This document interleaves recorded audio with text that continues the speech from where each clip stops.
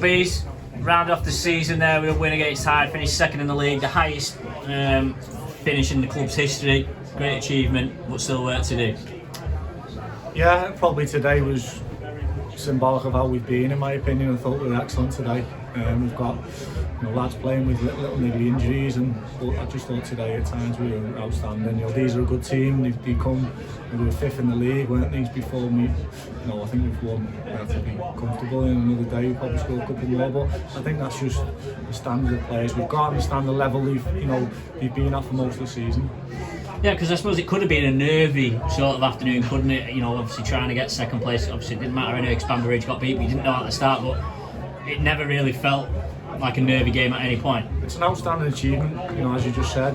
For this group of players to get the club the highest ever finish, it's an outstanding achievement, and I keep saying it. People should be proud of them. They've done outstanding. But we're second in the league, and we've pushed the team with full time really close. We're the best of the rest, if you like. So it's up to us now to take this form and take this attitude onto Tuesday. How have you come out of the game in terms of those niggles? Obviously you've got a few players carrying niggles, and of course we all know it's a smallish squad. Are you happy with where you're at? I'm not sure. We'll have to just see how things are in the next couple of days. Obviously we now know it's going to be Matlock in the playoffs, which obviously you came in today thinking it was going to be one of three. I'm not sure who you were expecting, because Matlock have been on a little bit of a run, and they're always the dangerous teams in the playoffs, the ones who put runs together at the end of the season. Yeah, I think it's they've done a good run. I think it's a tough game, whoever you play, and you finish in the top five for a reason, for your play. So, good luck to them who've got in there, and it's up to us to be ready, whoever we play. We knew that anyway, but we prepare and be ready for Tuesday night. What did you consider most important coming into the day? The way you finished in the table, finishing second, or just rolling into Tuesday in the right kind of manner in terms of performance and result? I just think we've just got to keep doing what we've been doing, Matt. I think we've been, as a group of players, outstanding all season, in my opinion. Alright, maybe at times we haven't had the results, but we've been outstanding. It's just the same message that we've been given since pre-season. Just carry on, and we didn't want to take the game lightly. We didn't want to make wholesale changes. We wanted to keep the sort of upward momentum that we've had. We've had one loss in 24 games. It's a great run, and we want to keep that going. Absolutely. You've got a squad of players who've been there, seen it, done it before, been in playoff situations either here or elsewhere. How key do you think that experience is going to be in the next 9 days or so? I think first and foremost you've just got to be ready for the game and the occasion. Obviously it'll be a big crowd like today, and it was a bit of a dress rehearsal, if you like. So we've got to be on our mettle, and we've got to be ready, and we've got to be just play the game and play it how we've been playing. Nothing changes for us. It's just another game, and luckily we're at home, so we can see that we're at home, so be ready for it. So you mentioned the crowd there. It's just over 1,400. The crowd. It's absolutely incredible atmosphere here today. And so with it being a night game that has a little bit more on Tuesday, and the playoff, it should be absolutely rocking here. And I presume you want to call it a town to get behind you.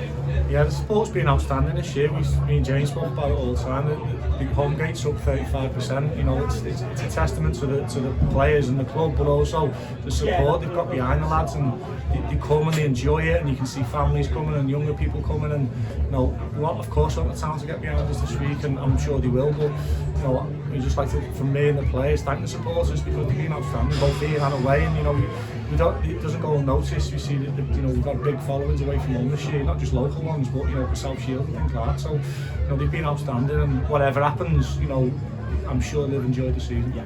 Can we have just a word on Josh Amos? He's sort of leading by example, and he's got 8 goals in 8 games now. Obviously he had trouble early in the season with injuries, but he's really, not just his goals, but just his general leadership's really coming to the fore at this stage of the season. Yeah, as we said before, he had difficult, probably good half a season. It was difficult. He got ill a few times, and he lost a lot of weight, and so quickly he knocked him out the stride a bit. He's had injuries and niggles and had a few issues off the pitch, and we've had to deal with that, and he's had to deal with it. But you always know, and anyone who's supported Warrington over the years always know that you want him in your team when he's firing and fit, and that's where he's at the moment. His leadership qualities are there for all to see, and we've just got to keep getting the best out of him. And of course Jordan Buckley's not quite 100%, but coming on and getting a goal in the manner that he did will give him a lot of confidence for the playoffs, because you don't know who or when you might need players. no, it's the best he trained this week for months and months. Obviously, we all know he's had a bad season to injuries, but this week we just noticed something different with him. He was scoring goals and training, and when he come on, he showed exactly what he's about. That there's only Jordan Buck who can score that finish.